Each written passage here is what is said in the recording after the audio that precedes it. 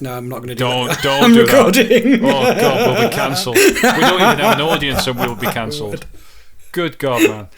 Well, we have some. All right. Okay, you go for the countdown, brother. All right. 3, 2, 1. 0. Oh, that might be our fastest yet. 1.86. Oh my God, mother of God! So there should be a snappy episode. Press enter to begin.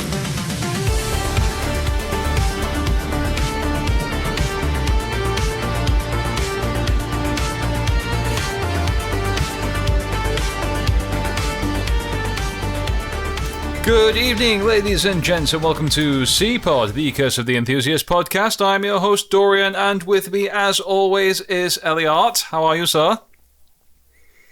Hello, I've been busy making my art. Making your art, your Ellie art.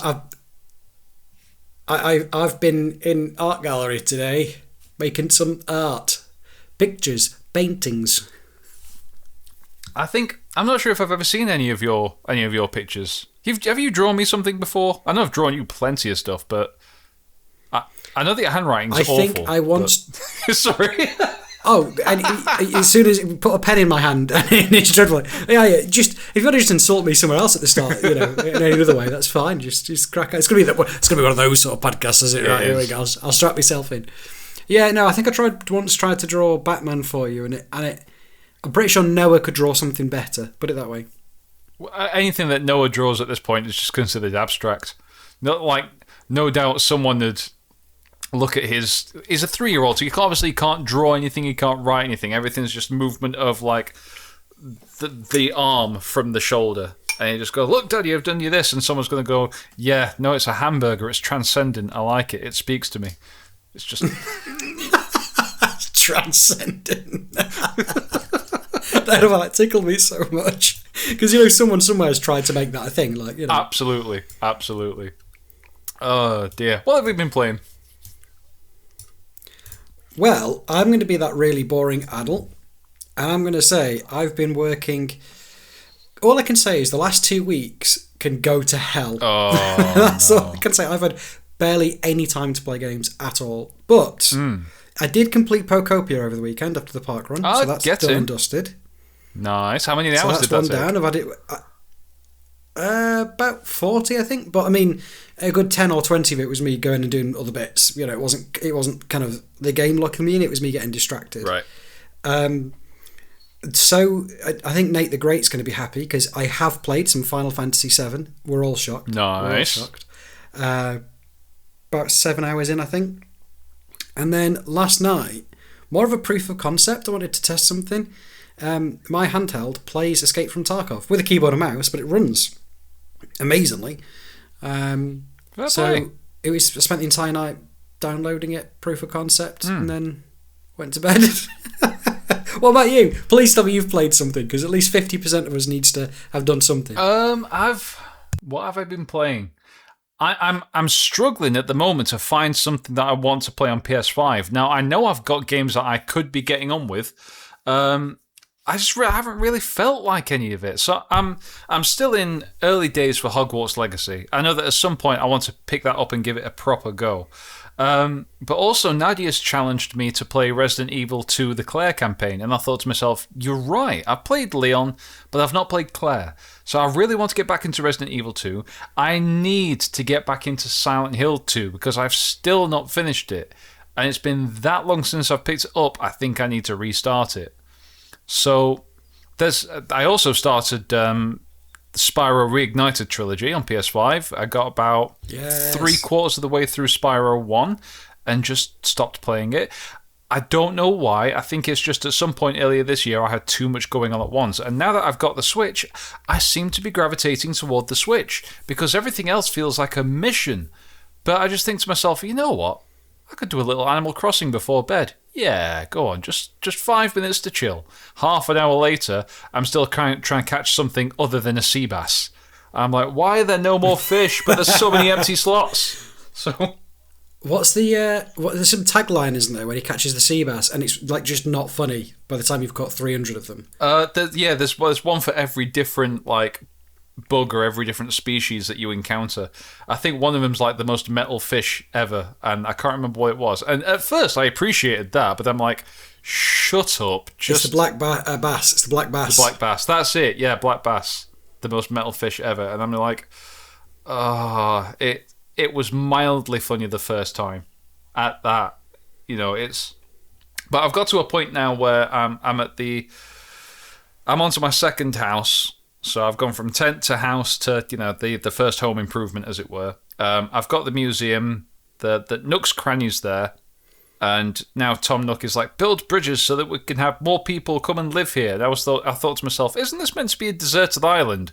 It's not that so much if you've got multiple people living here. 3, I get it. But then there's going to be 5 or 6. We've got a museum. We're going to have like shopping malls and everything else, and it's just going to become It's Meadow Hall. That's what I was going to say. Yeah, it turns the island into Meadow Hall. Practically. Yeah, it very much defeats the purpose of, it's a quiet little getaway full of noise and lights and shopping. Oh, God! So it's just, I think it's going to get to the point where it becomes less relaxing and more, oh, by the way, have you spoken to this person today? They need something. I'm just like, oh, God. So, I have been playing bits. I digressed massively there. My apologies. I've been playing Animal Crossing, mostly. I've been trying to play a little bit more of Tomb Raider 2. I played Mortal Kombat 11 on my Switch today, just for about 10 minutes, and thought, this is cool. And I picked up my PSP for the first time in ages. And there is something that I really enjoy about the PSP, because it's a bit like when you pick up your Game Boy. And I remember picking up your Game Boy the couple of weeks ago, and I was like, oh my God, it's so tiny. You can put it in your pocket. You can actually put it in your pocket. It's not like a Switch where you need a carry case and charging cables and extra games. And it's like, nope, you can just slide that in the back and forget that it was ever there. And the PSP is that. I'm gaming on this little thing going, I still can't believe that this could do this 20 years ago. So there was that. It's crazy, isn't it? Because it's like you almost need a subsection, is it? You need like a handheld. They were handhelds, and you almost need they're sort of like arm held. I don't know. They're like the next level. Yeah. They're not the same, are they? They're portable, but one's not really portable. The fact that I could take the Switch on the plane and take it with me wherever I go is great, but it's not something that's easy to just get out and play. Like, you've got to get it out of your bag and get it out of the case. And have you got the right cartridge in? No, you haven't. All right. Whereas the PSP could quite easily fit in the front pocket of a hoodie, and you will forget about it until you need it and go, oh, done, play, on, great. And so I had a bit of a dilemma with myself about when we got the Switch. I thought, this is great, but why do I need my PSP to run my PSP anymore? Because there's still games that I've got on there that are great. I probably won't buy any more for them, but I don't really have a need for them anymore. And Nadia said, well, yeah, you do.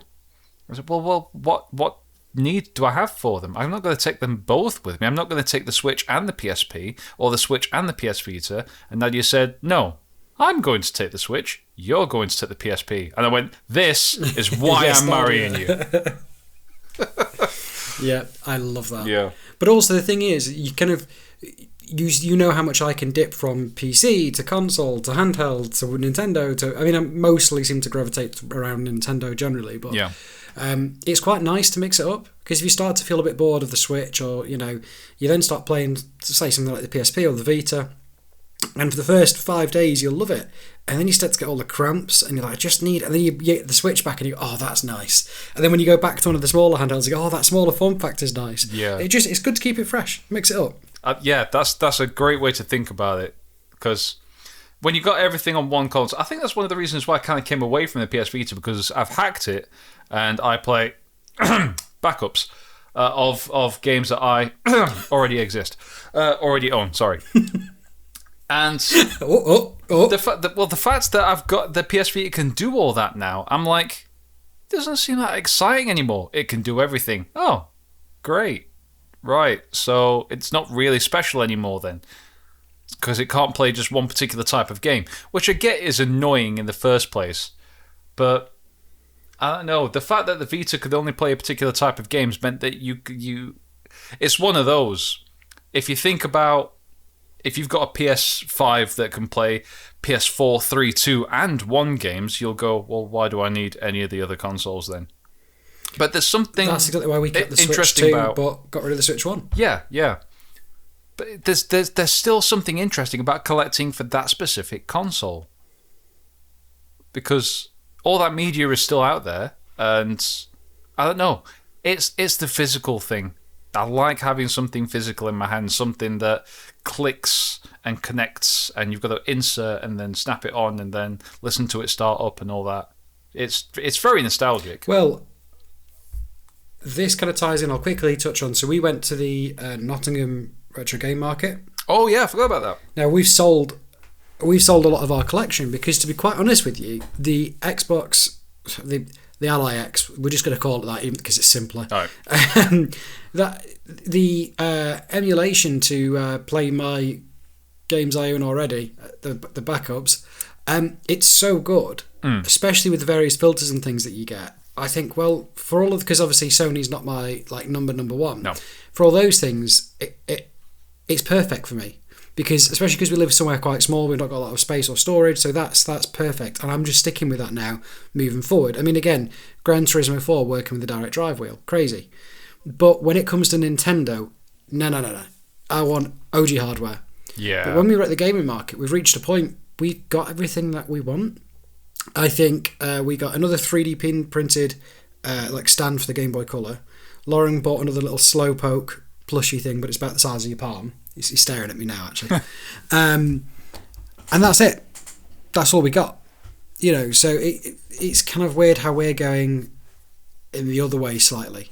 Yeah, I get it sometimes, because I do wonder, there is something attractive about that minimalism, where you've got everything in one place and therefore you've got all that space. And it's that phrase, a cluttered house or a cluttered room is a cluttered mind, isn't it? Whereas if everything's nice and clear and in its place and there's nothing out, you just go, nothing needs to be done. This is a nice, quiet, calm place. Whereas physically collecting like I do, it does require the space. Where does everything go? How do I organise it? But so I like the digital for that reason, that it's cleaner, it's quieter, it doesn't require as much space, and currently it's cheaper for Nintendo, because there are so many more deals that you can get online for Nintendo games that you can physically, because as you said, they're currently retaining their value really, really well. But it's the nostalgic, oh, do you remember when you had to physically do this and put discs in and cartridges in? And still one of the most satisfying things on the planet for me is the PSP. Unlocking the little tab so that the back flips open and you take a UMD out, you slide another one in and you clip it in, and it all sounds very mechanical and you can hear it stir up as it begins to play a game. It's almost like a spy gadget, almost, if that makes sense.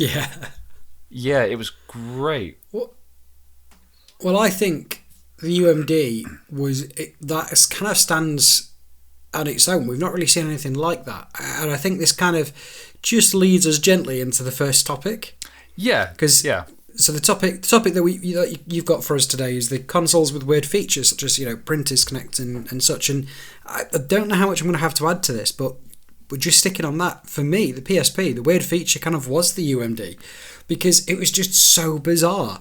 I mean, like, Sony stuck to the, almost like a compact CD to well, I guess, compact disc CD. But, it was so out there, it's something we hadn't seen. And I see you're playing a game, you go over a bump when you're on a bus or something, everything freezes, Well, interestingly, because Sony invented the compact disc. I'm not sure if you were aware.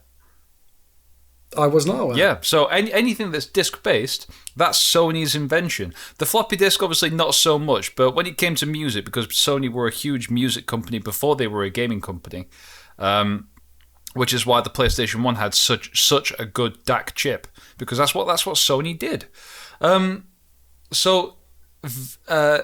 CDs, DVDs, and Blu-rays are all Sony's format, patented by them.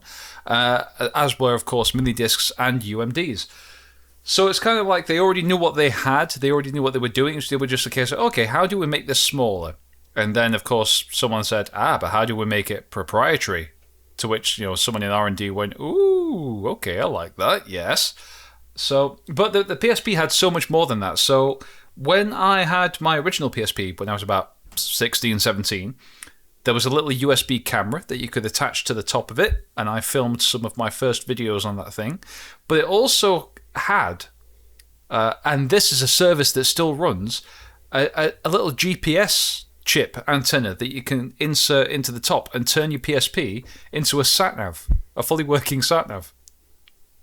I've seen this because I think Austin Evans did this, didn't he? He was driving around with it connected, or like in the dash of the car. Sorry, as the GPS, which is crazy. Except nowadays, it will probably think we're driving through a lake or something that's been filled in and turned to a road. So other than that, it would be. I'm still intrigued. I kind of want to have a go. What I will say is the thing I didn't like about the weird feature that was on the PSP was the annoying memory stick duo proprietary memory card. That wasn't why. Well, stop printing money. Sony did that constantly because one of the big reasons why the PS Vita failed is because they made their own proprietary micro SD cards, which are stupid expensive. Even when I was at university, I was using a big documentary Sony cam called the Sony PMW-EX3. They used this thing to film District 9, and even those are proprietary. They're these huge metal Sony. They're called X/S cards or SXS cards or something daft like that. Completely proprietary. They're stupid expensive because there's really high capacity and really fast read and write speeds. But you can only use them in Sony cameras. You can't use them in anything else. And you need a specific reader, or alternatively, you have to connect the camera directly to something that's fast enough to be able to record this or transfer this data, which was back in the day. I think it was FireWire to Mac, these huge Mac Pro. The cheese grater one. It looks very similar to that. Yeah. So Sony have always been awful for proprietary media, which again is why the PS Vita failed as hard as it did, which is unfortunate because it was a great little machine. But even the PlayStation 3, the original fat one, had some very strange features like a compact flash card reader, which was before SD card came out. My camera is that old, it uses compact flash cards. And again, for the time, they're kind of like an SD card but bigger. They're also metal. Oh, metal. Metal. I didn't realise they were metal as metal well. cards. I don't know why I said it like that. My apologies. I've never heard something so metal. But yeah, they're very big SD cards. Again, back into about 2007, 2008, the read-write speed was considerably faster than your normal SD card. And the idea was that you could connect your PlayStation 3 to other devices and other services like printers, so that you could use your PS3 to transfer images from one device to another, or images captured on your PS3 straight to a printer so that you could print off whatever you wanted. Which is like... Game Boy camera. Well, yeah. I'm sorry. Yeah, exactly. But what surprises me, because you say that you don't have much to give to this topic, but I would argue that surely you know more about the PS2's Linux and the Dreamcast's Windows CE than I do, because those two came with those built-in. Oh Christ, what's it called? Go on. CE was quite tragic. Operating system, GUIs. Thank you, operating system. Yeah, one of them. Well, speaking of which, by the way, just on a completely side note tangent. I think I just want to interject the topic here for 1 second. Microsoft have caused me hell all week, just breaking everything. Today I went to get £20 out, and the ATM, Windows 7 Professional, just restarted. Took the money out of my account, gave me my card back, never gave me the money. And just Microsoft, man. What is it? Just everything they release breaks. I swear. But yeah, the Microsoft CE that was on the Dreamcast was pretty terrible. I mean, around the same era, I think, or just before, you had Windows ME. That was equally dreadful. And the rumour mill is right now is that Windows 12, they're going to try to make it subscription-based, i.e. like Game Pass. You want to use your operating system? That's £10 a month, please, sir. Oh, no. That's just silly. Linux, baby. So, with that in mind then, Was it that the PS2 and the Dreamcast ran specifically on those operating systems, or did they kind of run in conjunction with whatever operating system was built in to just run the machine? I'm not entirely sure, off the top of my head, genuinely. Yeah, no, that's so. I've just had to I've quickly googled it. Full disclosure. One of the ones I said, for the PS2, it was actually a disc. So I think you could basically install it and then sample from the disc. So you could turn it into like a personal computer should you want to. So that was kind of like an add-on. And I think the same actually applies for the Dreamcast as well. I'm just checking now because I'm pretty sure I saw discs that you could buy.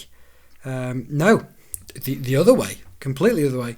So the Dreamcast was actually running an optimized version of Windows CE with DirectX as the operating system. Oh. So so kind of complete opposites. So the PS2, it was a disc that you could essentially run a live CD from, so you could have it as a personal computer. Yeah. And then Dreamcast actually ran Windows CE.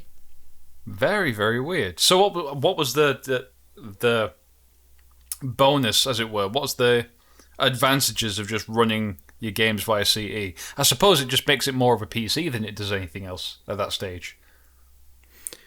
I imagine it's probably actually coding for it as well, because back then it would have been 32-bit.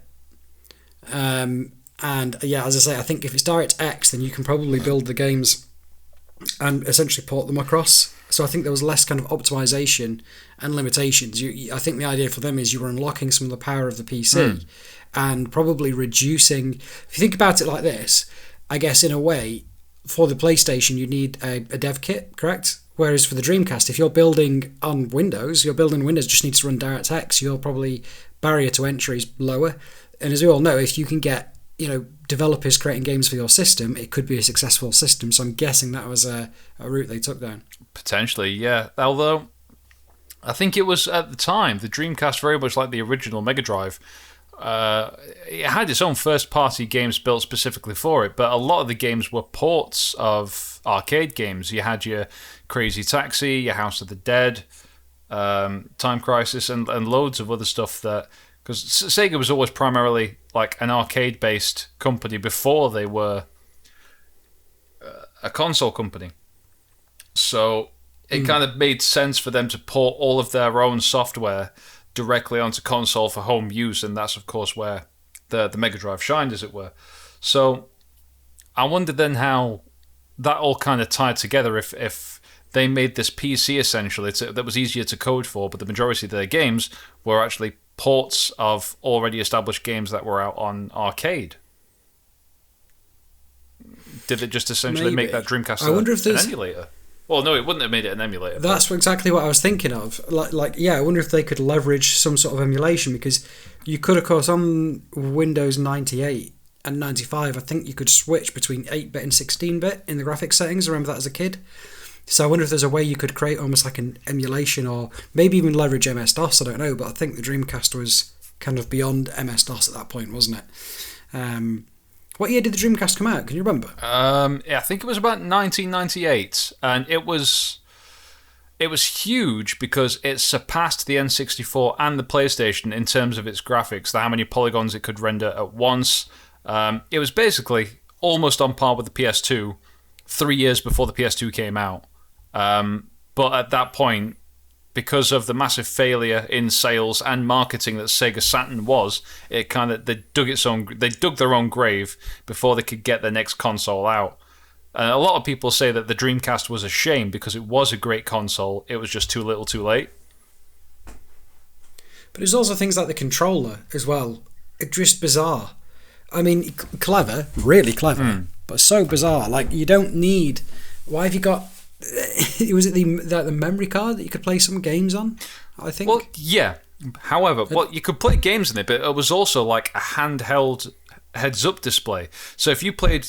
I don't know if Resident Evil 2 ever came out for it, but you could play Resident Evil 2, just as an example, and rather than have to go into the menu to find out what your health was like, it'd be in a little display in your hands. And this is the time that, like, Tamagotchis were a thing. So most handheld displays like that were matrix displays anyway. It's one of those things, I think, that someone working in a tech department myself, someone in a tech department thought that would be a fantastic idea, and it is, absolutely is. On paper, it just is. That's going to work. It's going to be a success. But then, for the target market, if it was a kid, we would have just lost it at that age. We would have taken that out of the control, and we never would have seen it again. Yeah. I just wonder if it was too much. It was more of the keep it simple, and that's what we're selling. Especially because if you think when a new console comes out now, when our parents were our age, were they buying the latest consoles? What I'm trying to say, that the uptake would be less. Whereas now, I think anyone buys. There's less of that kind of looking down on gaming, isn't it? It's very much more open and available to everyone. Yeah. Just going back to like consoles with weird features and bringing it back to modern day. Of course, you've got a Nintendo Switch 2 now, and you're enjoying it. You're playing it a fair bit. However, one of the features that you were skeptical about was the idea of turning the Joy-Cons into like a mouse mode. Is that something that you've gotten used to since, or do you still think that's useless? I've never used it. However, I've never used it. It is a feature, and there are certain games like Metroid that, I would give it a go. And I would still be sceptical about it, except Mike from the NSUKP, which Dorian's now a member of, which is fantastic.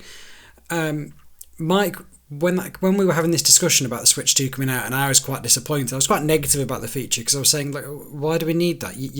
Most people have got a gaming PC, why do you need it? And his point was, a lot of people who have a Switch or a Switch 2 don't have a gaming PC. They've never used a mouse to play games, and it's kind of an entry for those people. And rather than needing multiple consoles, if you want to play a first-person shooter, well, you can because you have a mouse mode. And it kind of gave me a real perspective on it, actually. And I thought, you know what? Maybe I've been a bit too much sort of privileged to having the access to the other things that I didn't acknowledge that. So, yeah, I've never used it. However, if I was going to play something like Civilization, I would definitely use it. So I think it's more a case of... I thought it worked in Pocopia, but I couldn't get it working. And I think I tried for a couple of minutes, it didn't work, and I went, all right, I'll carry on. Yeah. So at some point, I'll come back to you with that one.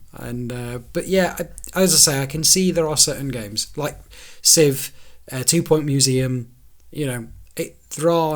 I can see its purpose, but it just confused me a bit at first. That's interesting because I've got a game that I think I've mentioned before here on the podcast, Alien Resurrection, which is a first-person shooter for the PlayStation 1. It's an early first-person shooter, and I believe it was the very first game that used both analog controls to maneuver your character. Now, they were delayed as hell, and the sensitivity is all over the place, so it's near impossible to play, especially since you're used to it today. So you can do it that way, or you can hold L1 to look up, look down, then the strafe, etc. Alternatively, you can use the PlayStation mouse and a controller. So you would hold the controller in your left hand and use the directional pads to maneuver the character, and then of course you would use the mouse to look and shoot.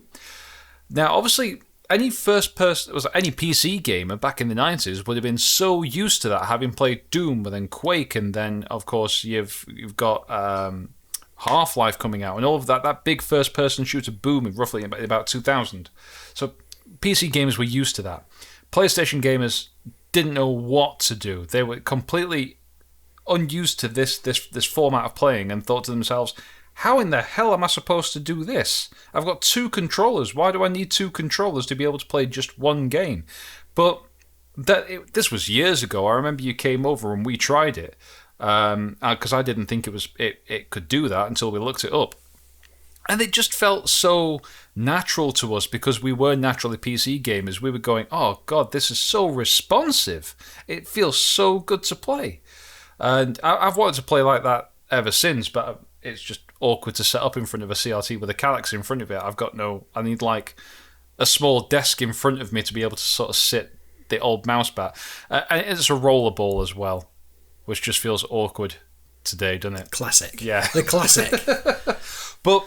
Well, talking of the weird features, there was... do you remember Starsky and Hutch? Yeah. Oh, I cannot forget. That's etched into my brain.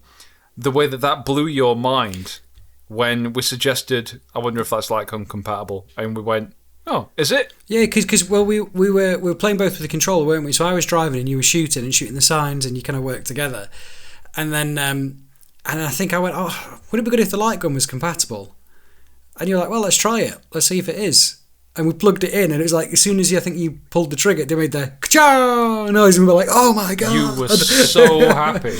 I think we must have played that for like a solid half an hour. Was it like 3 missions where we kept alternating? I think so. I think afterwards... I think we reached a point, didn't we, where we're like, we need to go make a coffee or something, because we've just been staring at the CRT for like 30 minutes straight. And I think it had gone dark as well. Yeah. That was a great night. But Assassin's Creed was a good game. But I think the GunCon was... It's one of those where it's the console's trying to emulate arcade, which it always has. And that's absolutely fine. They've been doing that for years and years. But sometimes these consoles just have features where they're trying to be a bit too clever. And the GPS for the PSP, fine. If it works, it works. The same goes for the camera. If the mouse is like an entry point for people to get into PC gaming, it's like, oh, this is what this is like. And you just go, right, okay, I think I can get used to this. Like, it's not like an extra peripheral. It's the console, the controller that you have has an additional feature if you want it. And you go, I can get used to that. Okay, great. But sometimes, consoles do come with just silly features that make you go, why? Why do I need that? I think the PS3 was probably the one that took that biscuit. For me, anyway. Yeah. I mean, the Wii also had its fair share of odd accessories. Let's be fair, Nintendo don't shy away from strange things. What did I see the other day? It was Nintendo Wii, and it was for like a train simulator game, and you connected it, and it had like basically train controls, so accelerator, start buttons. Very odd. Looked very, very cool. That was at the game festival. That's kind of cool. I like the idea of that. Is it like one of those simulators set, like a flight simulator setup, but it's for trains? Basically, yeah. It was like one flat box with all of the buttons and things on it. Oh, so there's not like a bucket of coal and a shovel. It's like, right, come on, crack on. We've got to get this thing moving. I think that's called labour, isn't it? Free labour, I think. That would be an amazing. Talking of trains. Oh, go on, sorry. I want to chew on to topic number 2. Sorry, I was midway through a drink. That was the most awful segue into a segment I've ever heard. Oh, that was desperate. Yeah. Sorry, I'm still in training. Oh, no. He's still at it. He's still at it. Why? The worst thing about it is I don't even have a retort. I'm trying to think of something clever to say and I've got nothing. Absolutely. This podcast it's gone off the rails, hasn't it?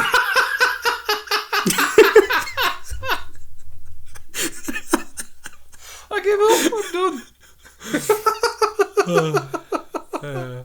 Yeah. Oh, dear. Well, something about locomotives. So, topic number 2. Yeah. All right, full steam ahead. Here we go. Aha! There you go. Hey! You got one. So, topic number 2 is games are art.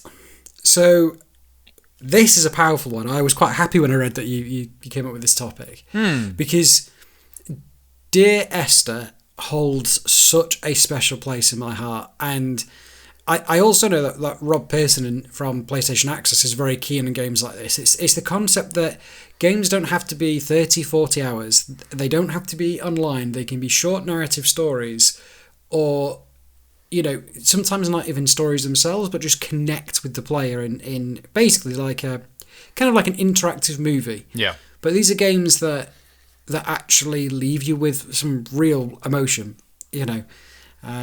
Dear Esther, for those who don't know, it was a game that originally, I think it was a mod for the Source engine originally, and then it became a standalone game. And it is essentially a walking simulator. You're going through and you're unlocking these kind of little speech lines and dialogues, but you don't talk back, you just experience it.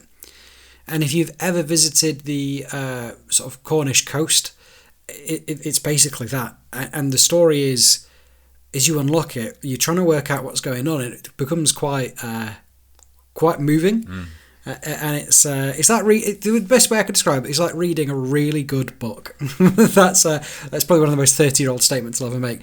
But it's yeah. How about you? What are your thoughts on Dear Esther? And have you got a game for games are art? Absolutely, I do. Well, I don't know why, but it just pops into my head while I was working the other day. I thought to myself, I'd like to listen to the soundtrack, because I remember it being very peaceful and very nice to listen to. And then listening to the soundtrack, I had to listen to a playthrough of the game, which only took about an hour on YouTube while I was working. And floods of memories just came back to me about me playing the game. And then, this must be about 10, 15 years ago, we were all in my dad's living room, and my dad had just got a copy of it on PS4. The what do you call it edition? So it wasn't the first one, it was the re-release in 2012, as you say, when it got released as its own proper game rather than a mod. Landmark edition, that was it.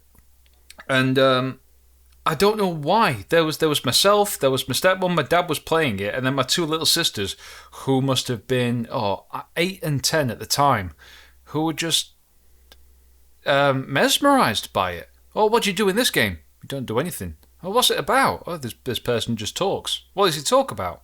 I'm not quite sure. He just recites letters that he's written to someone. Well, what's the point of that? You've got to figure out the story. And by the end of it, we were all just mesmerised by it. We were just like, oh my God, it's brilliant. Why is it brilliant? And because it's not supposed to be a game, it is supposed to be a story, an experience. And it's something where games nowadays, especially a game that's trying to be a good story, will wrap it up in all of these things that will pad it out, such as your game mechanics, your combat, your stealth missions, your points, your interaction with other players, open worlds, etc. All of this, what if you just strip all of that away and just give someone the very base story? As long as the story is meaningful and in depth. And of course that's down to the writing itself. But by doing that, you can bring gaming back as an art form rather than being a game. Now, of course, all games have artists tied to them. I've got 2 books, huge books downstairs about art in games. One of them is called The Art of the Box. And I know people have mentioned it. It's by Bitmap Books. It's a brick of a book. And it's about art covers back in the sort of 80s and 90s and a little bit into the 2000s and whatnot. So it's not to say that all games don't contain art, because of course they do, but when you reduce the game itself to a piece of art, you get something very, very special. So I've told Nadia that she has to play Dear Esther. I've not told her what it's about. I've not told her the premise of it. I've just told her that all you do is walk, and someone narrates these letters, and it takes about an hour to play through it. And she's gone, okay, yeah, that sounds interesting. And I would love to see her reaction, because the story is genuinely fantastic. And I'd love to see what she's like towards the end of it. Now, speaking of Dear Esther, the production company Chinese Room later released a successor, as it were, called Everybody's Gone to the Rapture. Did you ever play that? I did. Before I get to that, I'm just going to double back to what you were saying about when all of your family were watching the game. Yes. And obsessed. I completed it, and then I remember saying to my dad, look, because at the time this was my Counter-Strike Source kind of era. I remember saying, this afternoon, stop what you're doing, you're playing this game. And I remember I didn't say a thing, and he played the entire thing in one sitting, didn't really say any words, and at the end he just went, that is video game art. My dad said the same. For Dad to say that, it was... Did he? Oh, no way. Yeah, he literally... I remember exactly what he said. You put the controller down, there's the credits rolled, and he said, who said games can't be art? And he went to go make himself a cup of coffee, and that was the afternoon done. But he said exactly... Yeah. And that's exactly what my dad did. Oh, my God. Oh, my God. Maybe that's the effect it has on us. We just go, yep, agreed. Small hand clap, and then just go crack on with whatever you were doing before. I would like you, if possible, to either have Nadia on after she's played it on the podcast, or just record some voice notes and insert it into the podcast. I think that would be great as she's playing it throughout, and just something, like sort of bite-sized bits, and how she's finding it. Yeah, I will try to incorporate something. Yeah, that'd be interesting. So, your thoughts on everybody's gone to the... Everyone's gone to the Rapture. Yeah. I only played it when it was PS Plus, and everyone told me to play it, and everyone said I'd love it, and I got so far in, and I think I found it quite heavy. Even though Dear Esther was heavy, I don't know, it was some of the stories. I remember at the time, I don't think I was in the right headspace. I remember going, no, I need something a bit happier. But I can still remember being blown away by it. So I think that's one I need to revisit, clearly. Yeah, it's a little bit different in the sense of it's not one person. You're interacting with stories from an entire village, but obviously, the more you explore this village, the more you find out about each individual character that lived here and is experiencing this story. And then everyone ends up in the same place, like the same things happen to everyone. And by the end of it, there's no spoilers in this per se, but you always come to the same conclusion by the end.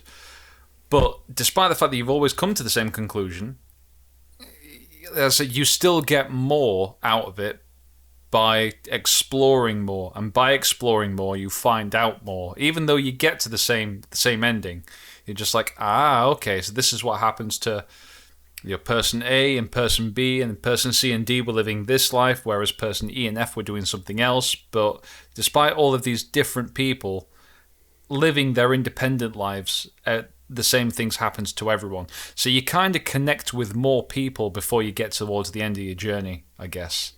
And you can 100% tell that it's the same developers, because they kind of took the idea of Dear Esther and said, why don't we expand on this? How can we make it a little bit more? So instead of making it about this one person, let's make it multiple people. Let's make it an entire village. And they've gone, okay, how do we do that? Then you've got these wisps, and it's the wisps that you interact with. And then when they tell you the story. They're like echoes of what happened at that location. There was another weird little game that I played on the PS3 and the PS Vita called Proteus. I don't know if you've ever heard of Proteus. If Never heard of that. If you've not, give it a quick little YouTube whenever you've got the time. Some people compared it to Minecraft. It's nothing like Minecraft. But it's playing a little blocky painting. And the only idea is that this game is a tiny island, and you explore this island. And the more you explore it, the more creatures you find, until there's like a secret hidden inside it. And once you expose this secret, the island kind of blossoms more and more into something more fantastical. It's been a long time since I played it. I only played it the once, but I remember going, this is really interesting. But it's procedurally generated, so every time you turn Proteus on, it's a different experience. But the graphics... This looks amazing. The graphics are extremely basic. But it was very fun. It was quite cool. And then the other one I wanted to mention was a game called Journey, which, oh my god, if you've not played Journey, what an experience Journey is. I think I have played Journey. Let me have a quick look. No, I've seen it, never played it. Journey's brilliant. Journey is one of those that will make you feel very warm, very fuzzy, very teary towards the end of it, because it's one of those where you're like, oh, this game's mechanics are interesting. It's not a walking simulator. There are puzzle elements to this game, and the idea is that the game is so short, you can connect with someone online and play the entire game with them if you wanted to. It probably takes about an hour, 2 hours at a push, but the idea is that you go through these puzzles and these deserts to these very harsh environments, and you work together. You have to work with another player to get towards the end of the journey. And then by the end of it, you realize what you've overcome. And it's as I say, it's a very heartwarming experience. There's a little more to it gameplay-wise than the other ones that we've mentioned, but it's a fantastic experience. I'd strongly recommend playing Journey if you've not already. That's a really, really good one. What sells it to me is I googled it, and there's the first thing that comes up is Journey fails on every front to deliver anything remarkable other than looking somewhat pretty. The music wasn't awe-inspiring, the visuals weren't even ... But then you scroll down a bit. I play Journey, and someone's like, it's subtle, evocative. From what I understand, it responds dynamically to how you play the game. So it's like, it's got very split opinions, and I like that. But it's also got a 9 out of 10 on Steam and a 92% Metacritic score. So clearly it's good. But generally, I find if some people dislike it, it means it's a bit out there and it's worth playing. If everyone just loves it, it's usually like, yeah, it's all right. It's kind of like Fortnite, isn't it? You know, It's all right. It's all right. It's all right to jump in for a game, but you do get bored. Excuse me, sorry. Cassie, that's a really interesting way to look at it. If it's upset someone, you kind of want to go, oh, why? And that just gives you more reason to go and explore it, I guess. It's that thing, isn't it? If you're creating something, people kind of want to judge it or to say something bad about it. But those people often, it's easy to do. If you do nothing, no one can criticise it. If you do something that's a bit out there, it's open to criticism, and that generally means it might have pushed the boundaries a little bit more. So it does look very nice. I think that's on Switch as well. I could be wrong. But I feel like it did get either that or one very similar got ported to Switch. I've not seen it on Switch, but it very well could be. It sounds like the game that probably would be ported over. How about yourself? Do you have any more examples of video games as art that you'd like to share? I don't think I do. I think I would have gone, to be honest, straight to Dear Esther. I'm just trying to have a think. I'll tell you what is for its art style, and it's just phenomenal. There's a game which I've never really spoken about, Xenoblade Chronicles. No, I don't think I've got many others that I can think of. Truth be told, Dear Esther would be my go-to. In if I was told to give me an example of, that's precisely where I would go with that. Yeah. I do need to play. Is it Where Edith Finch something? Oh, What Remains of Edith Finch. That's it. I want to play that. I'm intrigued by that, and that was recently on the eShop for something like £3.50. So I'm very intrigued to see how that goes. It's one of those that I need to play, but I need to emotionally prepare myself. Like, I think that Rob Pearson on PlayStation Access mentioned it in one of his recent videos as one of the 7 games that changed his life, and I went, oh, that's. I knew it was a heavy game. I didn't realise it was that heavy. So, oh my god, I've just thought of one. Oh, go on. Oh god, what's the name of it? Oh, Ether 1. I can't believe I forgot about it. I would argue. I think you tried to make me play this once, but I can't remember why I didn't.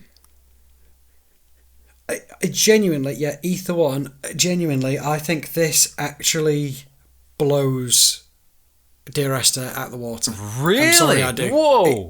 That's a big claim. Yeah, the ending, I remember, and it's funny this is going to get a little bit heavy, so, heads up. I remember, heads up, you strap yourself in. Choo choo.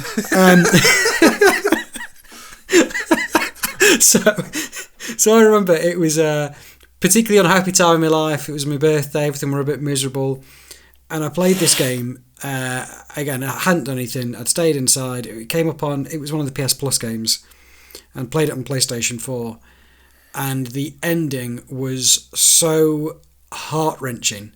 I'm going to say no because I don't think you'll play it. Would you like me to give you sort of the premise of that story? I'm just looking through it on Wikipedia. I do remember this game. I didn't play all the way through it, but I remember you raving about it when you'd played it, and you were like, Dorian, you need to play this game. If you remember Dear Esther, you need to play this. And I remember getting through a little bit of it, thinking, oh, this is weird. It's interesting. You had to find little things that triggered memories in certain rooms, didn't you?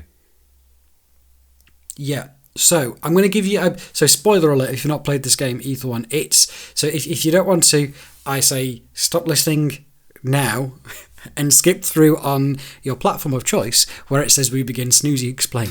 So this is going to be the last thing we're going to talk about. But for those who are interested, and maybe this might make you want to play the game even more, but it is a huge spoiler. So as you say, you're essentially, the game starts in a premise. You're sort of in a science laboratory. So it's very sort of aperture science, isn't it?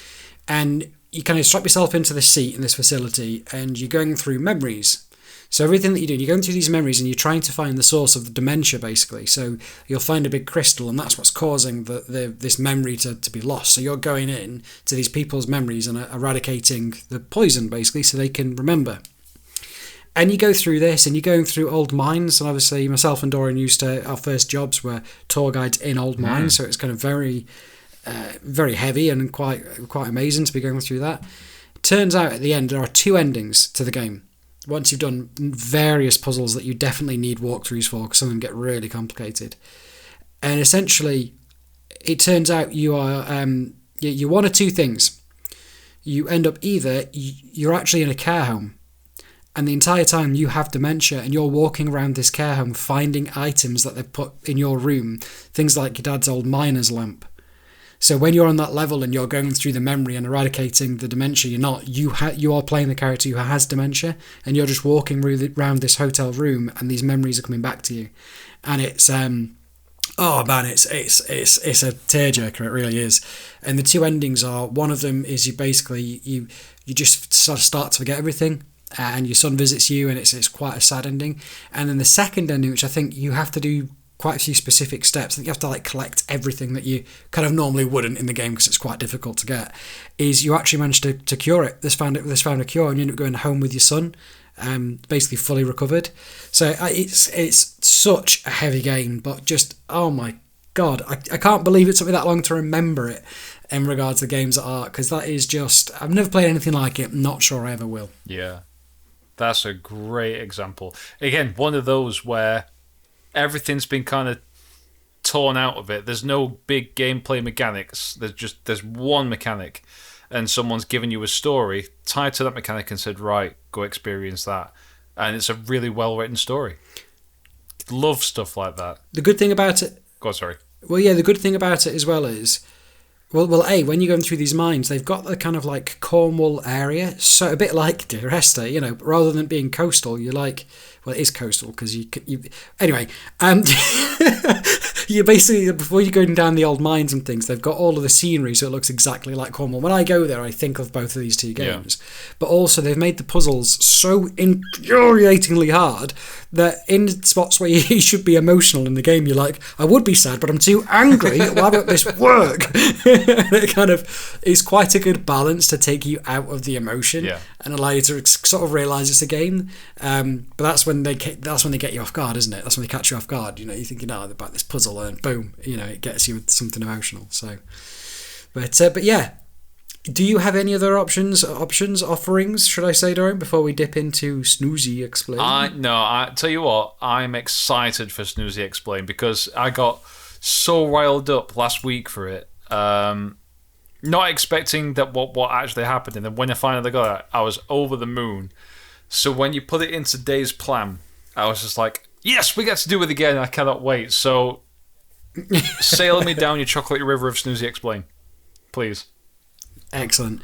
For those who haven't heard this already, so Snoozy Explain, the premise is Dorian's gained superpowers.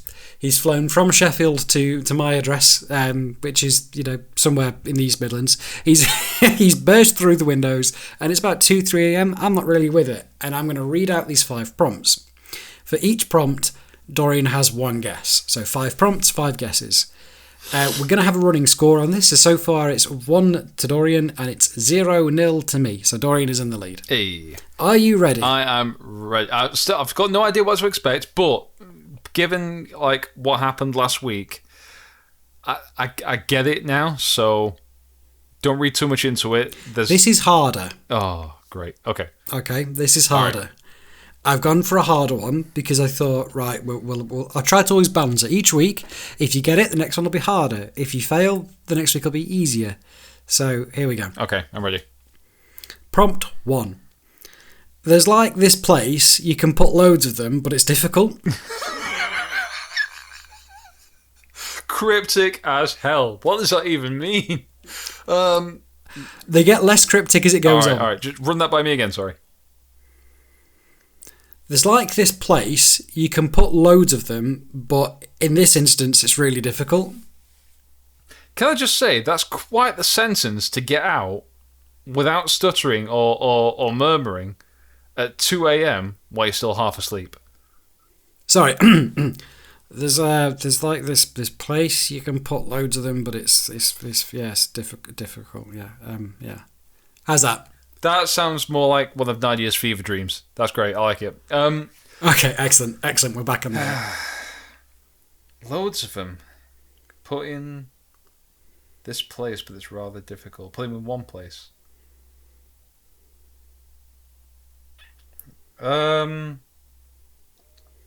Is it something you collect? I'm not telling you anything. You can just have a random guess. If you're unsure, you can go for a random guess. Any game, any console. Guess Fedorian. Get loads of them. Put them into one place. That thinks to me like there's some kind of currency involved.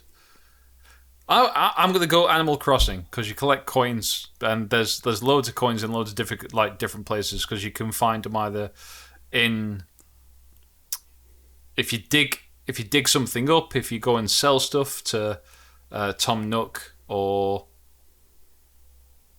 there's loads of different ways that you can get coins. It is not. Okay, not Animal Crossing. All right. It is not Animal Crossing. It's not. Good guess, but it's not Animal Crossing. Gotcha. Prompt 2.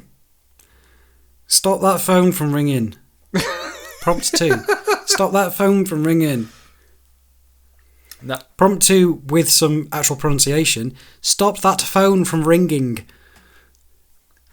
See, I know that this is not... When you say that, the first thing that comes to my mind is Silent Hill 4, which is the scariest game I have ever played. I've still not completed it. I can't. It terrifies me. But there's a point in the game where if you do something, a phone rings and there is no way to stop it from ringing. And the idea is that it's not ringing for any particular purpose other than a scare tactic. And it works. It bothers me so much. So I know that that's not going to be the answer, but it instantly reminds me of Silent Hill 4. Are you sure? Yes. Sure not going for that? Are you sure you're not going for that guess? Stop that phone from... I can't think of what else it might... Oh, wait. No, hang on. Metal Gear Solid?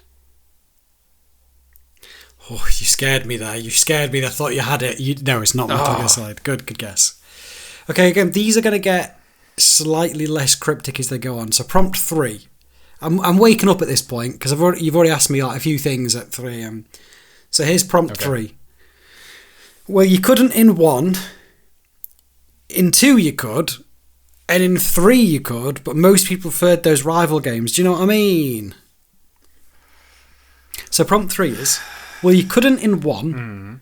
2 you could. 3 you could. But most people preferred those rival games. You know what I mean? So it's obviously a series, but what of 4 or more games? But what rivaled it? And was there a particular mechanic where you could or could not do something? Excuse me. Now there are multiple Silent Hill games, but you can't do everything. You can't do the same stuff in Silent Hill games. Ah. Yeah. So did you have a guess? Resident Evil. Oh, it's not Resident Evil. Good guess. What was the premise behind that guess? Because it wasn't so much a rival per se, but the two horror series that were very much compared, especially in the early days, were Silent Hill and Resident Evil. Both of which I'm a fan. Okay. It was not. It was not. Prompt 4. It had that mode where, like, you sit in a chair and tell people what to do. Had a mode where you sit in a chair and tell people what to do. Yes. So it's a game that clearly has a creative mode, and there's more than one of them, but it had a rival. Kind of. When it said it had a rival, there is a rival franchise that basically took over and beat these games like out of the water. But it became a rival after 2 and 3. So this prompt 4 was it had a mode where like you sit in a chair and you sort of tell people what to do. Now, I'm going to give you a hint on this one. Would you like a hint? No, my guess is Command and Conquer Red Alert. Oh, incorrect. Okay, all right. A good guess, though, based on that. To be fair, on that prompt, that is a very good guess. I'm going to tell you what that mode was I was referring to give you a hint for the last prompt. All right. It had a director's mode. That doesn't help me. I can't think of anything that has a director's mode. All right. Prompt 5, the fifth and final prompt. This cannot be good for the environment. Oh, sorry, I'd be tired, wasn't I? This cannot be good for the environment. So that's exactly the same. This can't be good for the environment. I just sound drunk there. Yeah, this can't be good for the environment. Wait a minute. Wait a minute. Oh.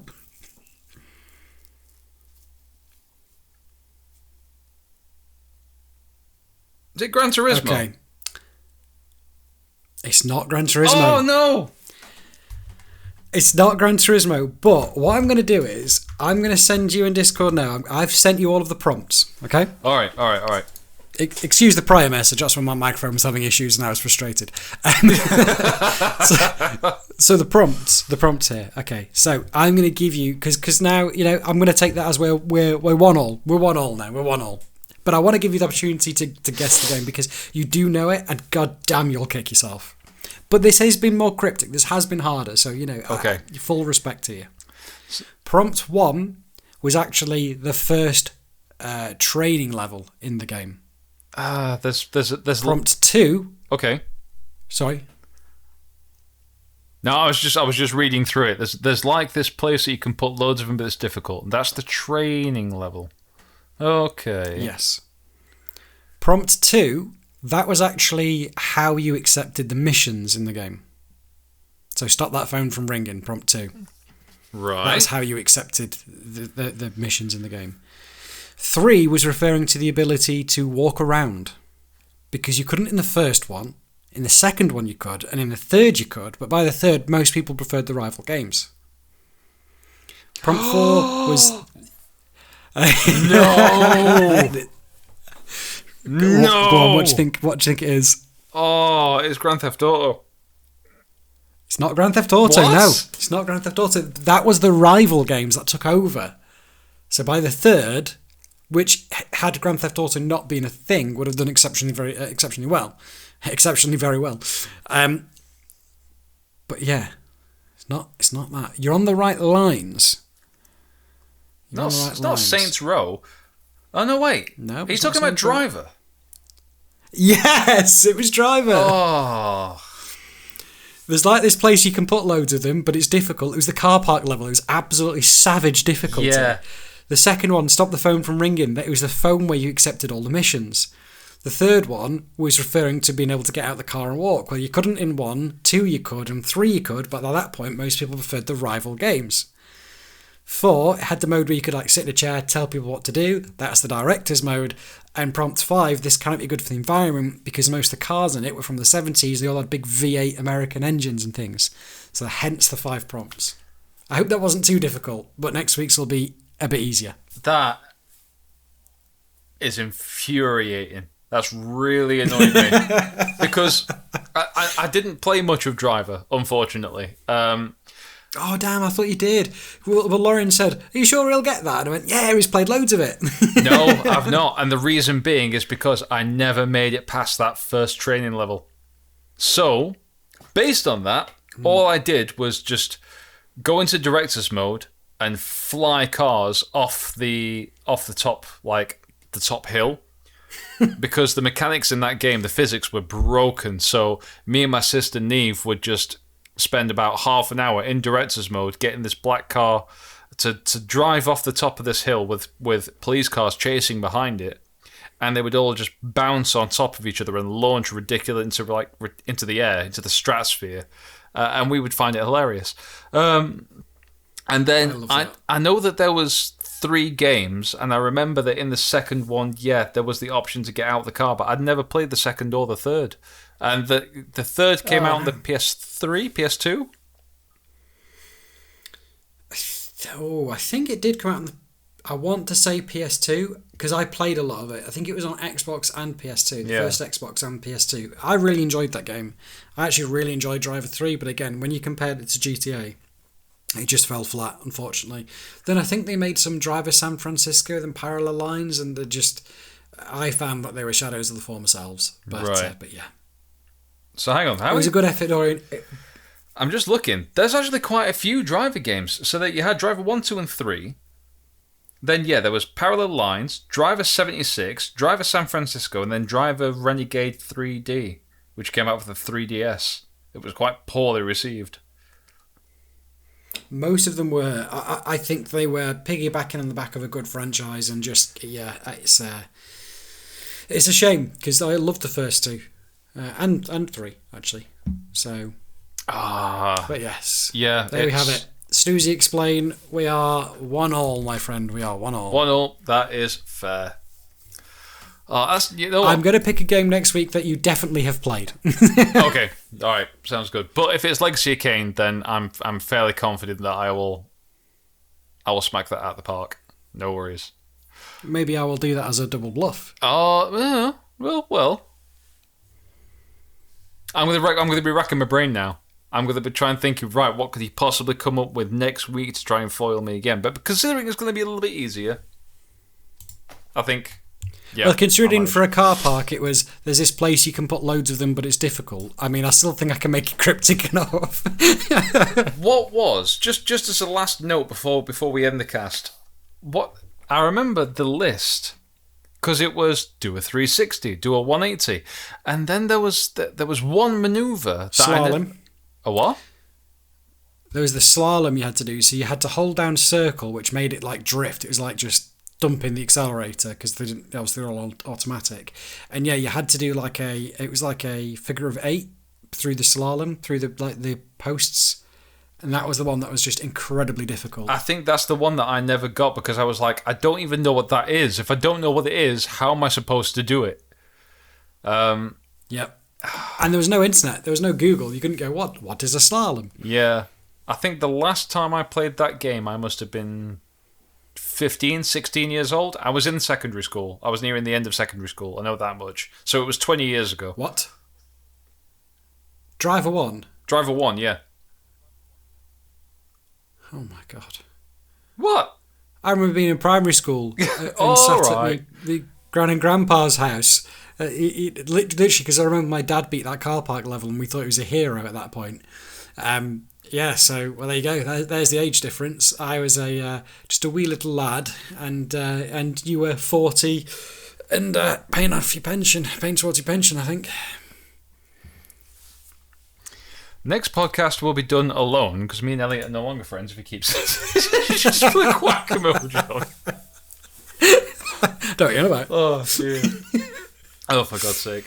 All right, we are going to finish it there, folks, because we're getting on a bit. So thank you all very much for joining us this week. Again, thank you to Elliott for on a bit. Humiliating me. He'll be in the hospital next week, unfortunately, so he won't be joining us. But if you've... Are we allowed to threaten people on Spotify? I don't know. Yeah, it's only us. If you've enjoyed it... It's not a threat if I like it. Oh, God. All right, I'm going to end this here and now because it's getting into dangerous territory. Thank you all very much for joining us. Again, we are on all streaming services. We're available on Spotify, Apple, and YouTube. If you've liked us, share the content, leave a comment. We always reply to those things. Leave a like, subscribe, and we will catch you all in next week's episode. Ciao for now, guys. See you next week.